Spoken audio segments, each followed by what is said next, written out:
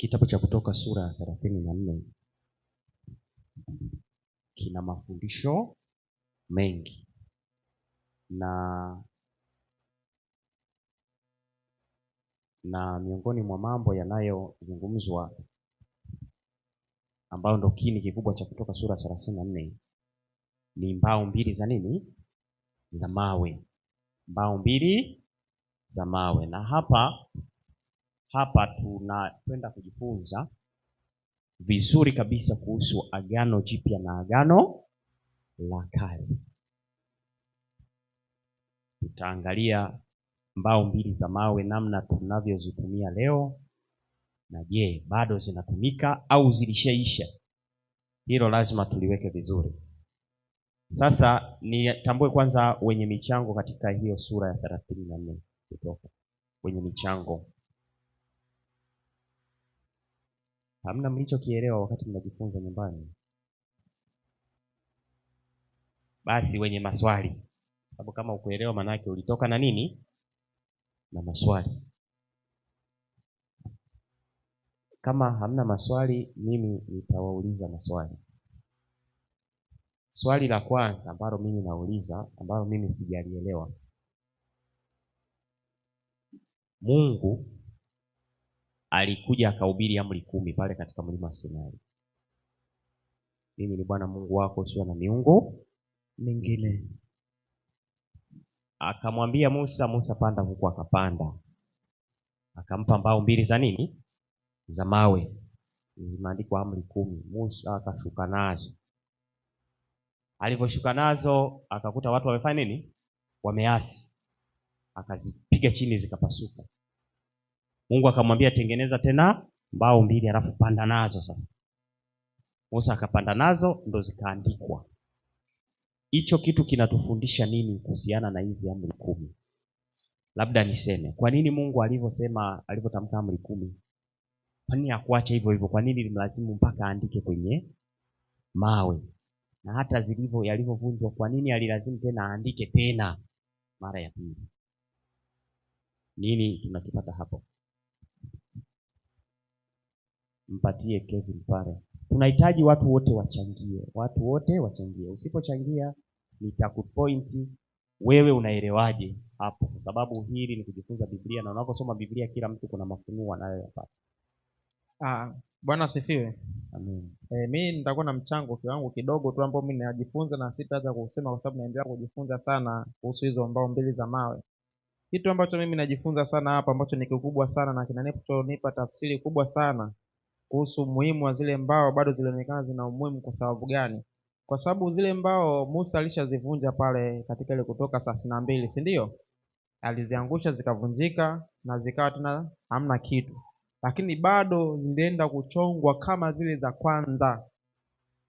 Zile mbao ni kweli, mbao mbili za mawe hazikuwa na umuhimu kabisa, lakini kile ambacho kilizipa uthamani ni yale maneno yaliyokuwa ndani ya zile mbao, na ndio maana zilionyesha bado kuna umuhimu, bado ziendelee kuwa na uhai, zichongwe kama zile za mbao mbili za mawe za kwanza.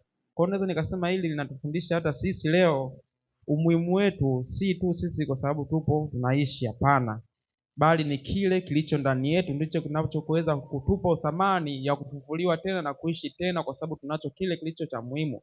Kwa mfano kama zilivyovunjwa na kupotea kabisa, lakini bado zilionekana zinatakiwa kufanywa tena. Kwa hata sisi tunaweza tukafa tukapotea kabisa, lakini tutafufuliwa tena upate uzima wa milele kama hizo mbao, kwa sababu zilikuwa na maneno ya Mungu. Umeona? Kwa hiyo mimi naweza kujifunza kwa tafsiri hiyo, kwa kuvunjwa kwake na bado kuonekana bado zinatakiwa ziwepo tena. Unaona? Kwa hiyo naweza nikajifunza jambo la namna hiyo hapo. Nitakaribisha wengine. Haya, naongeza swali lingine. Hivi ili tuokolewe tunalazimika kutii amri 10? Ili sisi tuokolewe ni lazima kwamba tutii amri 10 ndio tuokolewe? Nitasoma. Ndio. Sasa hebu weka vizuri kwamba ni amri zile 10 au ni amri. Mimi swali langu liko very specific, na Kutoka 34 inazungumzia mbao mbili za mawe, ambapo juu yake kuna maneno ya maagano, amri 10. Kama Wakristo, ili tuokolewe, tunalazimika kutii amri 10. Soma Zaburi 119 155. Zaburi 119 119 155. 119:155 nafika. Nasema hivi, wokovu umbali na wasio haki, kwa maana hawajifunzi amri zako. Kwa hiyo ukiwa una amri za Mungu, wokovu utakuwa mbali na wewe. Kwa hiyo wokovu unaambatana na amri, kwa sababu ukisoma kwenye Isaya nadhani 56 anaeleza jinsi ambavyo wale atakaowaokoa watakavyokuwa wanatii na kushika amri zake. Yaani kwa maana bado nasisitizia watakuwa wanatii na kushika amri zake. Kwa ili uokolewe na inaambatana na amri za Mungu, lakini si kwamba uwe nazo ndio uokolewe. Unaweza ukaokolewa, lakini ndani ya kuokolewa huko ndio unaendelea kufundishwa. Kwa Mungu anakuokoa hata kabla hujawa nazo, ili akuokoe ili usiwe nazo na bado usiendelee kuwa nazo. Lakini sasa wokovu unaendelea na kuokolewa, kwa sababu inasema Bwana ambaye alituokoa na ametuokoa na atazidi kutuokoa. Kwa wokovu unaendelea na kuendelea na kuendelea. So wokovu kama ushaokolewa kule nyuma, basi sasa hivi ndio umefika, ndio umemaliza. Mimi nimeokoka, nimemaliza. Iko hivyo, unaendelea kuokolewa ili kutia amri zake, kwa sababu usipotia amri, wokovu mwingine unakuwa mbali na wewe. So ule tu wa kutolewa kule Misri, ule ulikuwa bado huko, mwingine wa kuendelea kuokolewa mbele hapa. Haya, mpe huyo, alafu utampa mwalimu hapa naye. Asante. Nami nichangie kidogo hapo kwenye sheria, kwenye amri za Mungu. Kwanza tuna kigezo cha kwanza cha Mkristo ni lazima kuzitii sheria. Maana ukisoma kitabu cha Mathayo 14:15 Yesu anasema mkinipenda mtazishika amri zangu. Na ukisoma 19 kuna mtu alimuuliza Yesu ili aupate uzima wa milele anatakiwa afanye jambo gani? Yesu akamwambia ukitaka kupata uzima wa milele, jambo la kwanza ni uzishike amri. Naomba nisaidie kitabu cha Waebrania 8:10. Waebrania 8:10. Waebrania sura ya 8 mstari wa 10. Ndio. Maana hili ndilo agano nitakaloagana na nyumba ya Israeli baada ya siku zile, asema Bwana. Ndio. Nitawapa sheria zangu katika nia zao. Ndio. Na katika mioyo yao nitaziandika. Ndio. Nami nitakuwa Mungu kwao, nao watakuwa watu wangu. Sasa Musa alipewa mbao mbili za mawe, lakini kwa sasa hivi kwa sisi kwa agano la sasa Yesu aliziandika katika mioyo yetu. Sasa hivi tena sio katika mbao mbili za mawe. Ndani amri za Mungu zinakuwa ndani yetu sisi.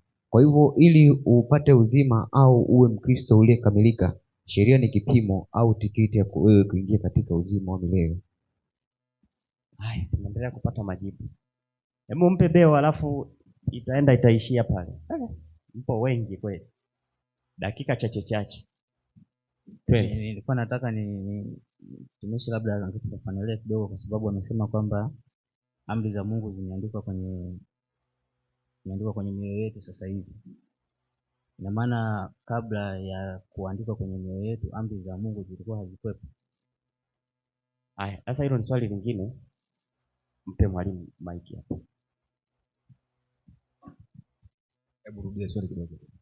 Swali langu kwamba ili tuokolewe kama Wakristo ni lazima tushike amri 10, kwamba tunalazimika kushika amri 10 ili tuokolewe. Okay. Asante kwa swali.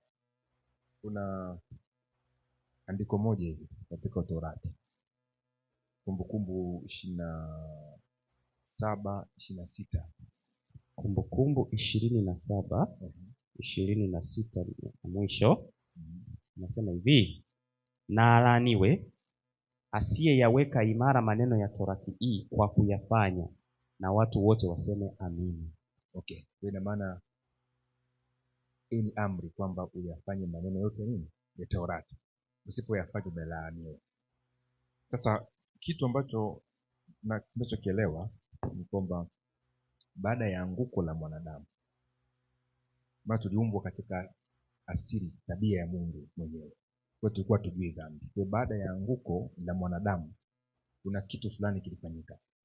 Kwa mwanadamu akawa hana uwezo tena wa kuishika sheria ya Mungu. Sasa swali linakuja, kwa mfano hebu tuwekee tu kwanza ile 8:7 Warumi. nijenge hoja yangu vizuri. Warumi sura ya 8 mstari wa 7. Kwa kuwa ile nia ya mwili ni uadui juu ya Mungu. Ndio. Kwa maana haitii sheria ya Mungu wala haiwezi kuitii. Okay, asante. Kwa sasa point ni kwamba baada ya anguko tutashindwa kutii sheria ya Mungu. Lakini takwa la Mungu kama mfalme tushike sheria ya uhuru. Sheria yake kwa mujibu wa Yakobo 2 sura ya 2 mstari wa kuanzia 9 mpaka kushuka chini. Sasa katika kuna pointi moja. Baada sasa ya anguko kinachofanyika ni sisi kurejeshwa. Na kurejeshwa inabidi sasa dhambi iondolewe katika maisha. Ili sasa tuweze kushika ile sheria. Kwa hiyo pointi kubwa katika swala lako tunalazimika kuishika sheria. Ila tunaishikaje? Tunaishika kwa kuamua kuishika ili twende tuokolewe, ama tunaishika kwa jinsi gani? Sasa leo tunaishika kwa namna nyingine katika jinsi ya Kristo. Kwa ukishika nje ya jinsi ya Kristo, maandiko yanasema hivi. Hebu nisomee Wagalatia 5 mstari ule wa 4. Wagalatia 5 mstari wa 4. Ndio. Inasema hivi, mmetengwa na Kristo, ninyi mtakao kuhesabiwa haki kwa sheria. Mmeanguka na kutoka katika hali ya neema. Asante. Kwa hiyo tunapokuwa kitu ambacho kinatoa haki ni sheria.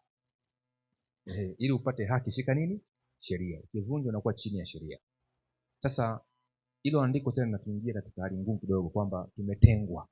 Ninyi ambao mtafuta haki kwa kushika nini? Sheria. Lakini kweli sheria nataka tuishike tupate nini? Haki. Maana tumeambiwa kwamba umelaaniwa usiposhika yote ambayo umeamua kuyashika. Sasa tunafanyaje sisi ambao tuna mwili wa mauti? Sasa Mungu ametupa ukombozi. Kwa mfano katika ile 2:8 wa Efeso. Maandiko yanasemaje sasa? Waefeso sura ya 2 mstari wa 8.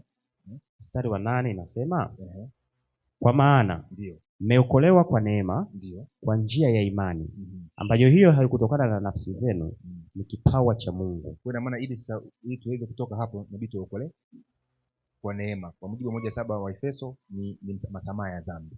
Lakini hapo chini katika ile andiko mstari wa 10, hebu nisomee. Maana tu kazi yake ndio tuliumbwa katika Kristo tutende matendo mema ambayo tokea awali Mungu aliyatengeneza ili tuenende nayo. Asante. Kwa maana kuna matendo mema ambayo Mungu alikuwa anataka tuyafanye. Kwa hiyo anguko lilituribia kitu, lakini bado tunalazimika baada ya kuokolewa tunatakiwa tutende nini? Mema. Ila tunayatenda kwa jinsi gani?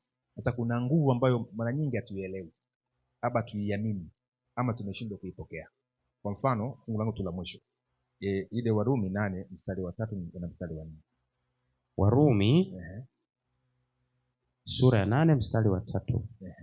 Maana ndio yale yasiyowezekana kwa sheria, kwa vile ilivyokuwa dhaifu kwa sababu ya mwili, Mungu kwa kumtuma mwanawe mwenyewe katika mfano wa mwili ulio wa dhambi, na kwa sababu ya dhambi alihukumu dhambi katika mwili, ili maagizo ya Torati yatimizwe ndani yetu sisi tusioenenda kwa kufuata mambo ya mwili bali mambo ya Roho. Asante. Kwa maana bado tunalazimika sheria ikae ndani ndio tuonekane katika haki. Ila safu jinsi gani? Kwa inabidi dhambi iadhibiwe, dhambi ihukumiwe na ishie hukumiwa. Kwa sasa kuna power ambayo huenda tujaitambua, ambayo hiyo power ikiingia katika maisha yetu automatically ile sheria ya Mungu haiwi sheria tena, inakuwa tabia. Kwa tunarejeshwa katika ile hali ya zamani kwa Adam. Kwa katika hoja yako kwamba sheria Mkristo analazimika kuishika ile sheria, ila kwa jinsi gani? Sawa. Kuna rafiki pale mchango wako ndo umeisha. Mpe mic pale. Wakati huo sio lazima uchangie hilo swali tu, unaweza ukachangia ujumla sura ya 34 sababu ina vitu vingi vya kujifunza pale. Usije tukaviacha. Sawa. Mbao mbili za mawe katika hatua mbili tofauti. Hatua ya kwanza Mungu alitengeneza mbao mwenyewe, akaandika mwenyewe. Hatua ya pili mwanadamu anaambiwa atengeneze mbao mbili, mwenye kuandika zile sheria tena ni Mungu. Kuna tofauti mbili hapo. Kwa hiyo tofauti ya mawe ya kwanza ambayo yote Mungu aliandika zikavunjwa. Ya pili mwanadamu anaandaa, alafu Mungu anaandika. Hii kwangu mimi nasema maandalio ya moyo ni ya mwanadamu, jawabu la ulimi hutoka kwa Bwana. Kwa hiyo mwanadamu anapomwendea Mungu, Mungu ndiye anayeandika taratibu zake ndani ya maisha ya mwanadamu. Iko sawa sawa? Kwa hiyo mwanadamu anapomwendea Mungu, kila mwendaye Mungu, Mungu ndiye anayeandika kanuni zake. Cha pili, katika vitu ambavyo pia najifunza vya kuogofya ni kwamba katika Biblia sehemu ambazo Mungu ameandika ni mara 2: Tekeli, Menemene na Peresi na huku. Na katika amri 10 Mungu anaonyesha msisitizo, maana amri 10 za Mungu ndio zinazobeba Biblia nzima. Yaani tunasema ni tabia ya Mungu ambayo ni Biblia nzima. Kwa hiyo amri 10 zikaleta mchanganuo mwingi. Hata zile sheria nyingine zikaja zikifunua kama usizini na mnyama, usizini na nini, ni mchanganuo. Kwa hiyo amri 10 ni hizo. Kwa hiyo nikirejea tena kwamba kama ni kibao cha moyo, kule ilikuwa ni kibao cha mawe. Kwa hiyo Mungu anaandika katika kibao cha nini? Cha moyo. Na swali mtu akawa anauliza, je, zamani zile hazikuwepo? Si ndio? Tunajibu ni kwamba pasipokuwapo sheria hapana kosa, Warumi sura ya 7. Kwa hiyo kutambua dhambi huja kwa sheria. Kwa hiyo hata Adamu Edeni alivunja sheria, akahesabiwa kuwa mkosaji.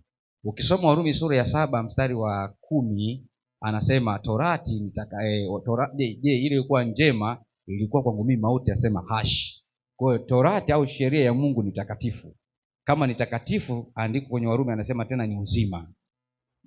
Tuko sawa sawa? Kwa hiyo sheria ya Mungu ni ya uzima, si ya mauti. Kwa hiyo kushika sheria kwa mtu wa Mungu kama Warumi 8 ambao mwalimu ametoa, baada ya anguko tunaokolewa kwa neema kwa sababu zilitushinda kutii kanuni zile. Na dhambi inatutenga na uso wa Mungu, na dhambi inaondoa uwepo wa Mungu. Kwa hiyo tukiwa na uwepo wa Mungu au tabia yake kama alivyosema mwalimu, tunaweza kushinda dhambi, na sheria ya Mungu inakuwa ni tabia, yaani ni matunda la Roho, itakuwa ndiyo tabia ya Mkristo. Kitabu cha Wakorinto wa pili sura ya 3, nasoma pale niongezee namna ya kufikiri kuhusu amri 10, mbao 2 za mawe. Nasema hivi, mstari wa 6, nianzie wa 6, japokuwa nilitamani nianzie wa kwanza, kwa ajili ya muda naanzia wa 6. Naye ndiye aliyetutosheleza kuwa wahudumu wa agano jipya, si wa andiko, bali wa Roho.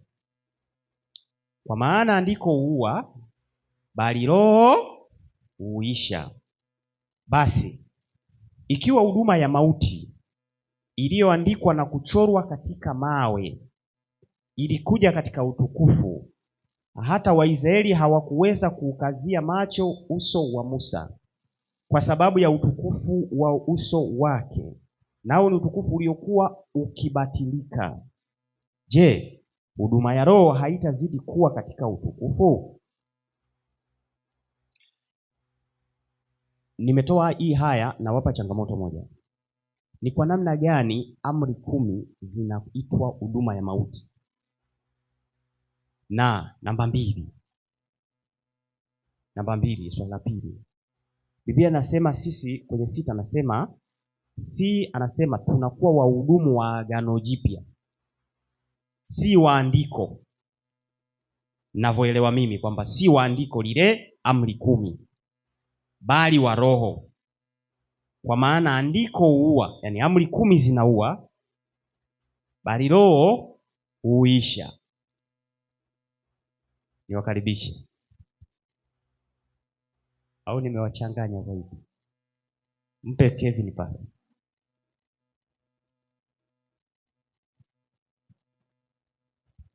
Bwana asifiwe. Mimi nisomee Wakorintho wa kwanza, Wakorintho wa pili 1 yake ni ya 10. Kuna wokovu mara 3 hapo kama kitu tunachouona. Sasa ukiachana na ule wa kwanza, huko wa pili ambao mtumishi Sonesco amesema maandalio ya moyo ni ya mwanadamu. Unaona?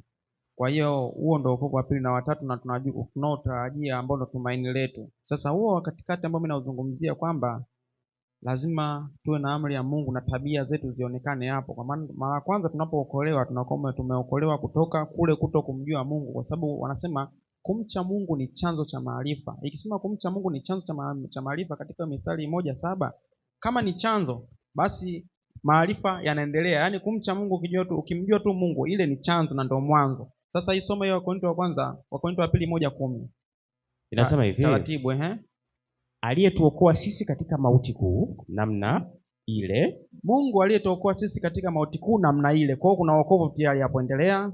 Tena atatuokoa. Tunaambiwa tena atatuokoa, ina maana ni sentensi ambayo inatarajiwa, alafu ambaye tumemtumaini. Sasa hapo kuna tumaini ambayo tumemtumaini kwamba atazidi kutuokoa. Atazidi kufanyaje? Kutuokoa. Kwa wokovu hauishi kama umeokoka.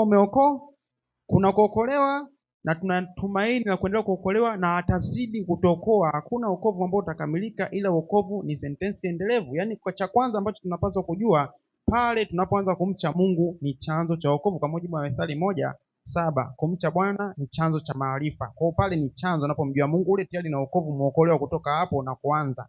Alafu kuendelea ndo kubadilika zile tabia, ndo kuna wokovu na sheria za Mungu, ambapo anasema wokovu uko mbali na wasio wake, kwa maana wajifunze amri zako. Kwa hiyo ukisema neno kujifunza, ni watu ambao wanataka wajijenge tabia ile ya Mungu. Yaani ujifunze, yaani ile jambo ambalo linajenga unajijenga. Yaani pale ndo tabia inabadilika pale. Unaona? Sidhani kama mbinguni kutakuwa na watu ambao wanaenda kujifunza vingine huko, hapana. Kujifunza kupo hapa na tabia itabadilikia hapa. Automatically utakuwa unajifunza amri za Mungu pasipo kujali kwamba wewe unafanya kwa ajili ya kumpendeza, ila tu unakuwa ni tabia yako iko hivyo. Kwa hiyo mimi ninavyoelewa ni hivyo, mtumishi. Asante. Kuna mchango mwingine? Nimeuliza ni kwa namna gani amri 10 ni huduma ya mauti. Method, unaniangalia? Mpe mic Method, naona ananiangalia, anatamani achangie. Mpe mic rafiki, au unachangia wewe? Anza wewe basi kwanza. Haya. Swali nasema kwamba huduma ya mauti. Au nirudie? Rudia.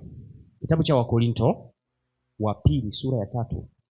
Kianza mstari wa kwanza kuna maelezo mengi, ila mstari wa 6 inasema, mstari wa 6, naye ndiye aliyetutosheleza kuwa wahudumu wa agano jipya, sio wa andiko. Mimi ninavyosoma hapo naelewa hilo andiko ni zile amri 10, mbao 2 za mawe. Sisi sio wahudumu wa hizo mbao 2 za mawe, bali wa roho. Kwa maana andiko huua, bali roho huisha.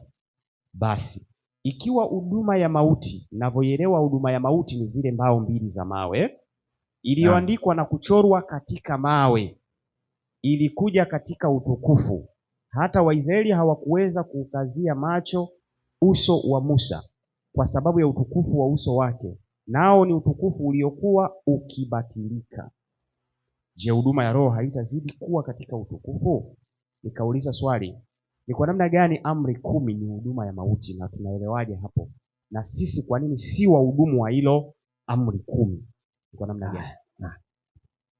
Wakorintho wa pili sura ya 3 mstari wa 6 mpaka unaweza kuanzia mstari wa kwanza pale. Haya, asante. Ninaomba nianzie hapo, alafu baadaye nitaenda kwenye mchango wangu kuhusu sura ya 34. Basi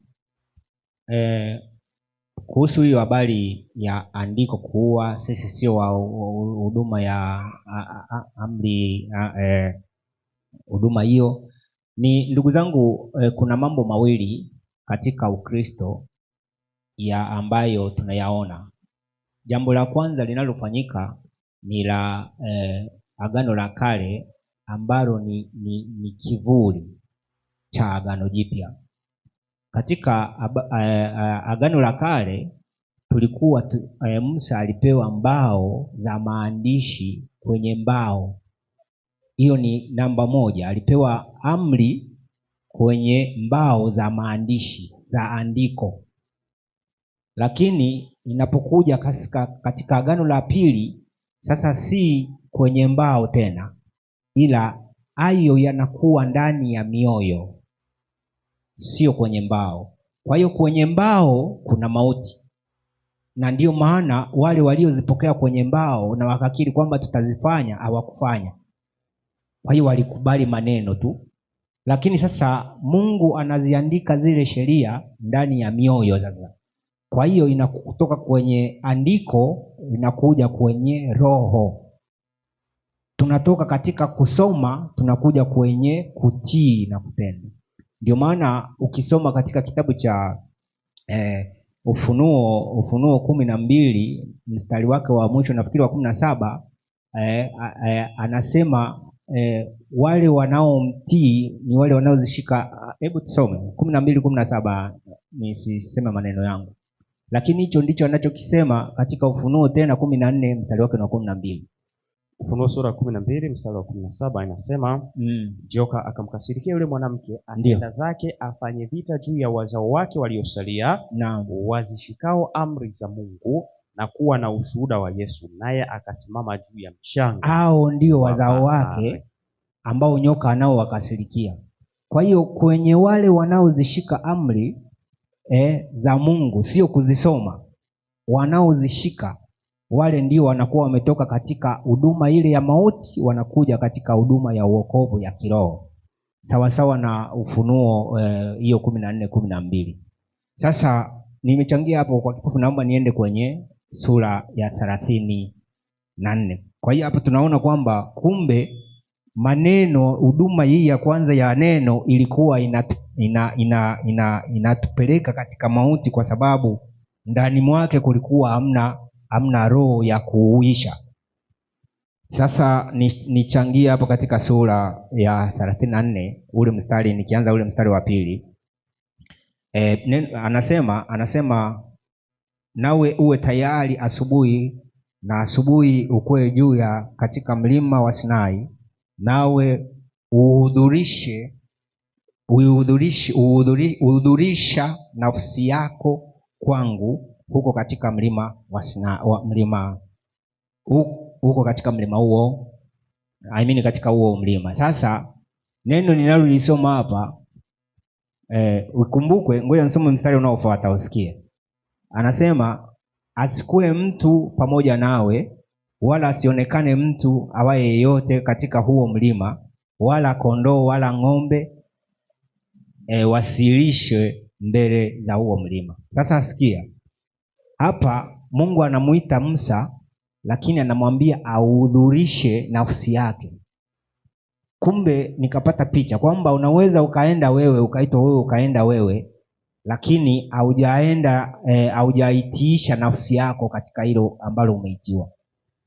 Tunaweza hata sisi, ndicho tunachojifunza kwamba tunaweza tukawa tunasoma haya maandiko, shika sabato, fanya hiki na kile, lakini kinachonenwa, kinachozungumzwa, nafsi ile ambayo inatupeleka katika mauti haijahudhurishwa katika neno hilo, haijaatiishwa katika neno hilo. Hilo ni jambo la kwanza nililojifunza hapo, kwamba Mungu alikuwa anataka Musa, pamoja na kwamba ameenda ndio, lakini hata nafsi yake aitiishe kwake. Jambo lingine nililoliangalia ni katika mstari wa 8 na wa 9.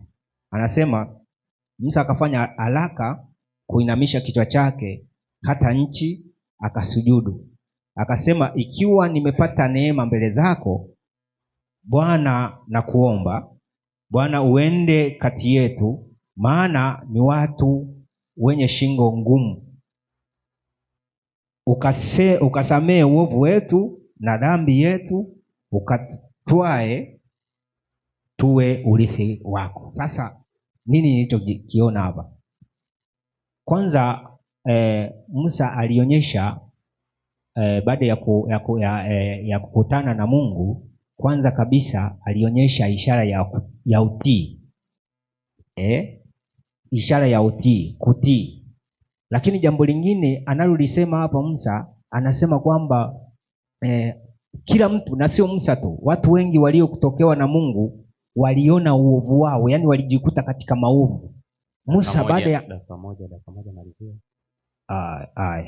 Basi Musa baada ya kukutana na Mungu akajiona katikati ya uovu. Ndio maana anasema sisi ni wenye shingo ngumu. Hata hivyo hata Isaya alivyokutana na yule malaika anajikuta katika uovu. Hata Daudi. Kwa hiyo mtu yoyote aliyekutana na Mungu, mtu yoyote anayemjua Mungu anajikuta katika makosa. Sasa bahati mbaya sana sisi tunaojifanya tunamjua Mungu tunajikuta watakatifu. Asante. Mpatie Mesodi na rafiki pale, mgeni wetu akachangia na yeye pembeni ya Mesodi. Nimekwambia nataka kuchangia. Haya, asante. Mimi kwa swali ulivyouliza kwa nini zinaonekana ni sheria za mauti, huduma ya mauti na huku kwamba andiko linaua, roho huishi. Sasa mimi nilivyoelewa,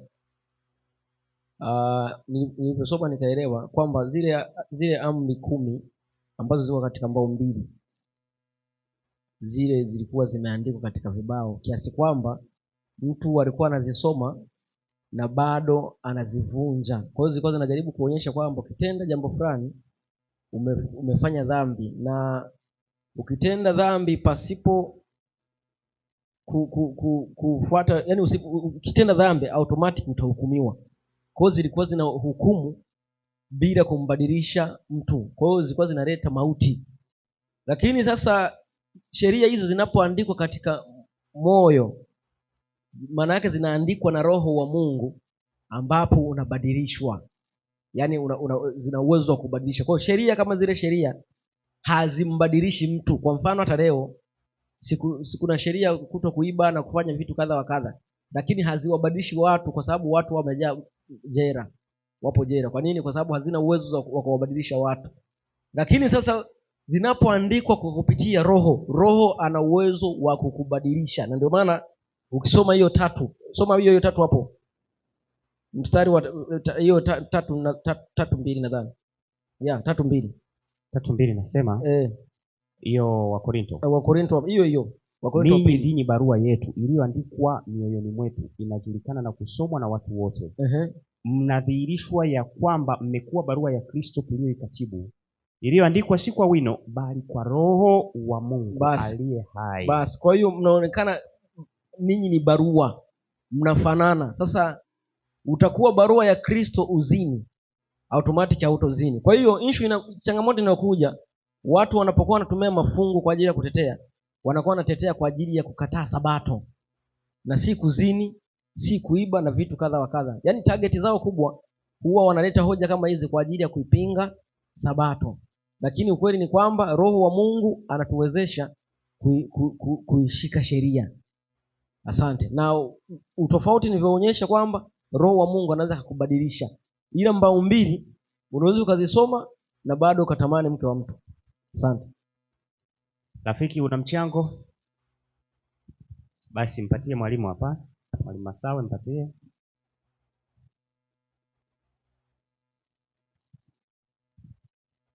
Asante.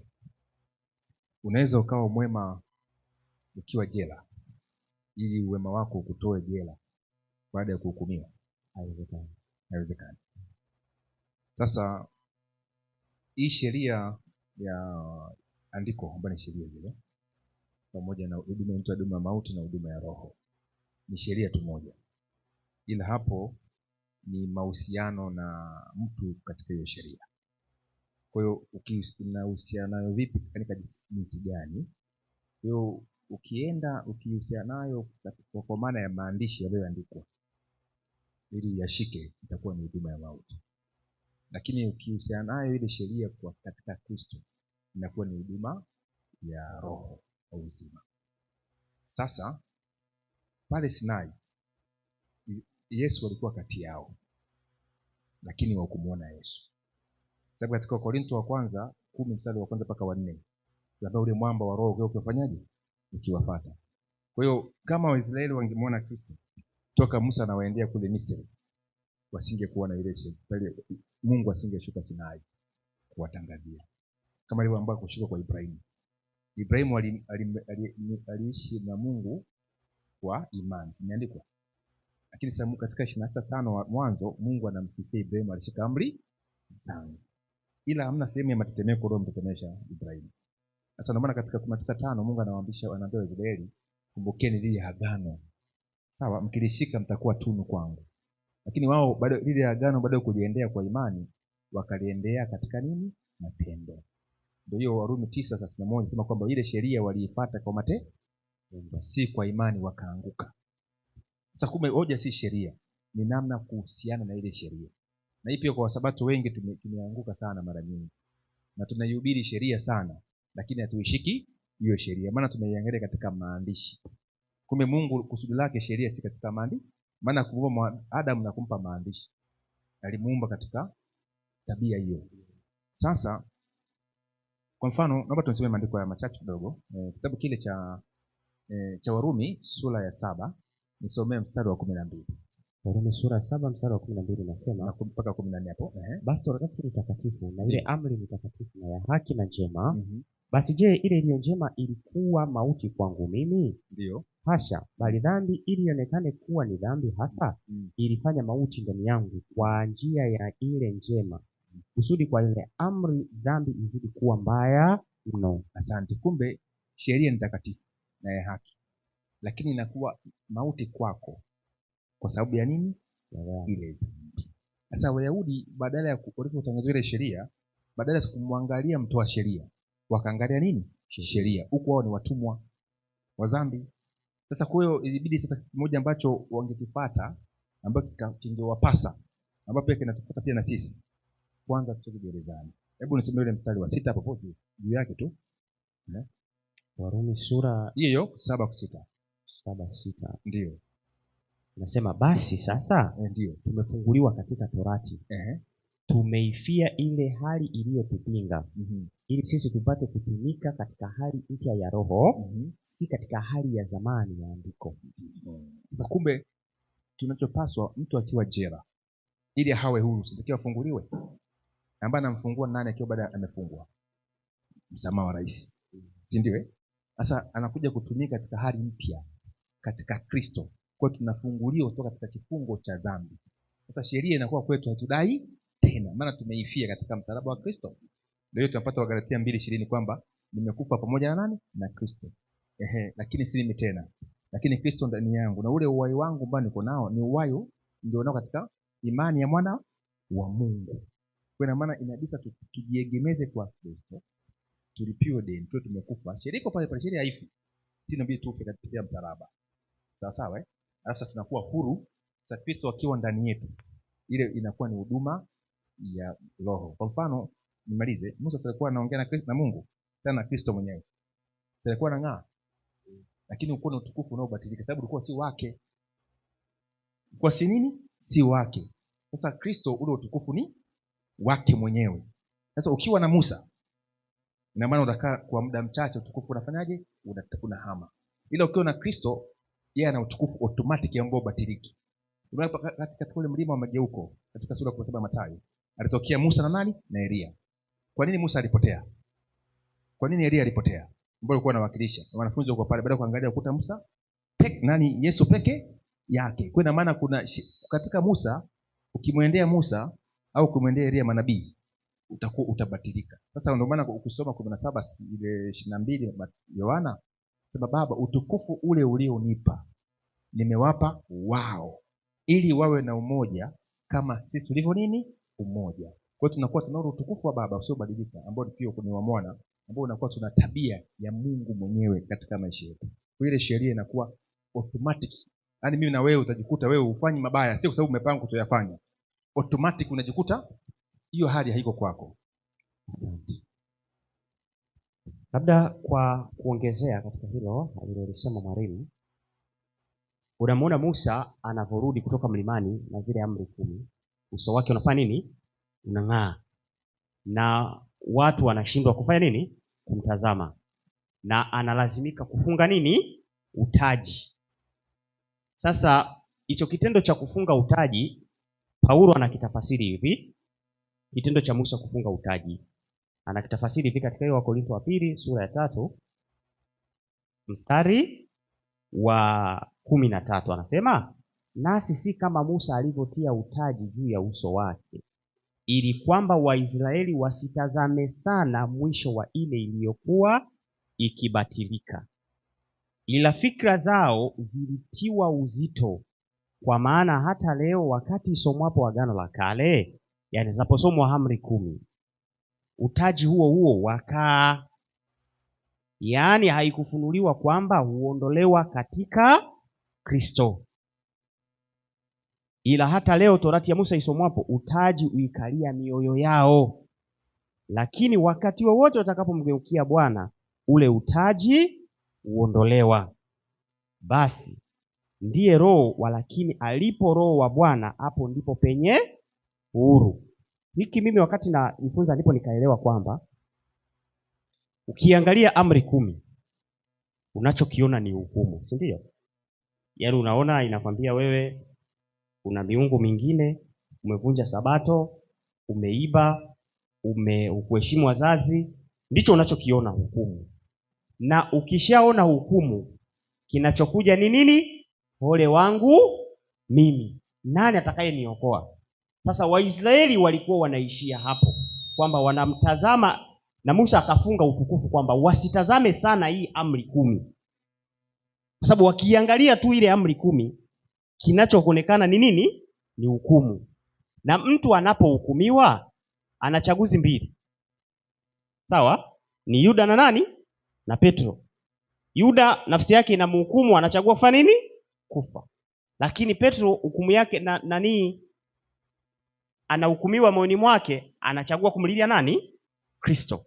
Sasa zile amri 10 Waisraeli wanavyozitazama zinaishia kufanya nini? Kuwahukumu, na siku zote wanajiona kutokufaa.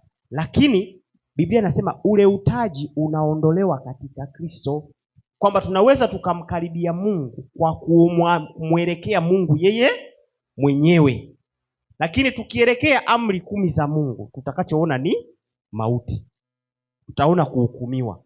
Lakini tukimwelekea Mungu, Mungu mwenyewe anatubadilisha ili tufanane naye, na tukifanana naye, yale maagizo ya Torati yanatimilika ndani yetu sisi, tusiwe nenda kwa kufuata nini? Mwili. Hicho ndicho mimi nilichokipata hapo. Nikaribishe mwingine mwenye nyongeza katika kitabu cha Kutoka, hiyo sura ya 34. Kwa kuongezea hapo, Ndio. Wakati Musa katika Kutoka 32 anatoka Sinai, kuna watu 3000 walikufa. Watu 3000, sababu wao hawakuwa na mahusiano na Mungu. Si kwamba waliopona walikuwa wameshikilia sheria, ila walikuwa wamemtazama Mungu, kwamba ingawaje tumeamua kukaa upande wa nani? Wa Mungu. Na pale Pentekosti watu walihubiriwa Yesu, si ile sheria ya nani? Wakamtazama tu Kristo, wakabatizwa watu wangapi? 3000. Huduma ya Roho.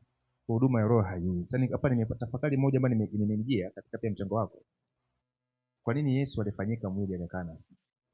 Alafu alikuwa anakaa na makahaba, watoza ushuru na hawahukumu, yuko nao tu. Alafu anamwambia mbona unakuwa na wenye dhambi? Sasa wale ambao wanashika sheria, Yesu alikuwa ni mkali sana kwao. Je, ugundue kitu? Sema ile Mathayo 23, ole wa Mafarisayo. Lakini je, kutoa ole kwa makahaba au kwa watoza ushuru? Sababu kumbe ukikaa na Mungu, Magdalena alikuwa ni kahaba, alipokaa na Kristo tu anakaa miguuni pake. Yaani kahaba na anafanya ukahaba, anarudi paka mara 7, anamtoa pepo. Lakini Magdalena akaja akachini.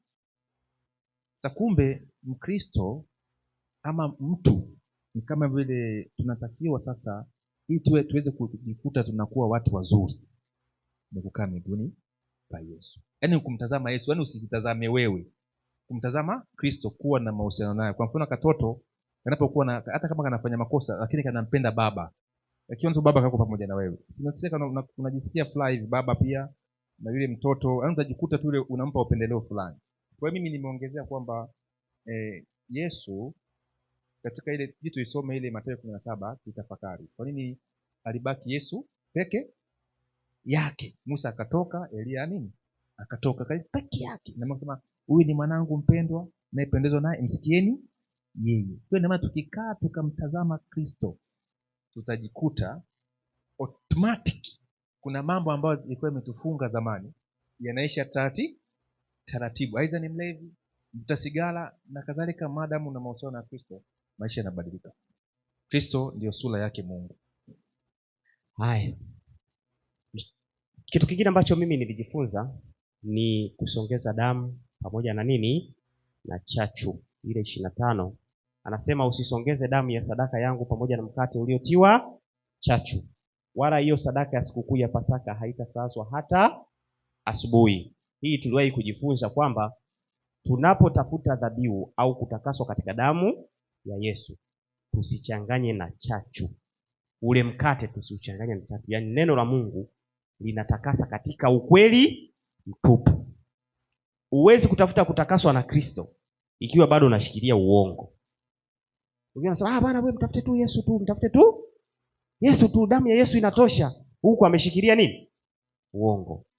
Hautatakaswa. Acha uongo, weka pembeni uongo. Shika mkate usiokuwa na nini? Na chachu. Lakini kitu kingine ni siku 40. Hizi muda hautoshi, tutazijadili. Kwa nini akae mlimani siku ngapi? 40. Je, hizo siku 40 na siku 40 baada ya siku 40 anashuka na amri 10. Je, siku 40 zinatuambia nini kuhusu kurudi kwa Yesu? Kwa ufupi, mimi kitu ambacho huwa nilijifunza kwamba ukiangalia katika hesabu ya majira Mungu alipokuwa na hesabu kwa wana wa Israeli, kulikuwa na siku, kuna miezi, kuna miaka, kuna kitu kinaitwa Jubilii. Jubilii ilikuwa ni miaka mingapi? 50. Sasa ukichukua siku 40 ukizitemu kama Jubilii ni miaka mingapi? 2000. Sasa ukija huku unaambiwa tangu Kristo alivyoondoka itapita miaka 2000 mpaka anaporudi kutuchukua au kuhukumu walio hai na waliokufa. Kuna neno fulani hapo tunaweza tukajifunza. Hizo siku 40 zimerudiwa sana. Mtu wa mwisho kabisa mwenye mchango, kabla dakika zangu hazijaisha kabisa, naona dakika imeisha, dakika 2 tu, basi tupige magoti tupate kuomba.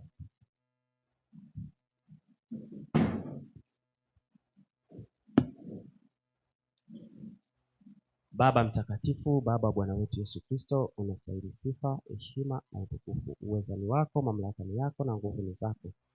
Tunashukuru kwa ajili ya kujifunza kitabu cha Kutoka sura ya 34. Yako mambo mengi ambayo tutakiwa kuyafahamu, lakini muda ulikuwa mfupi.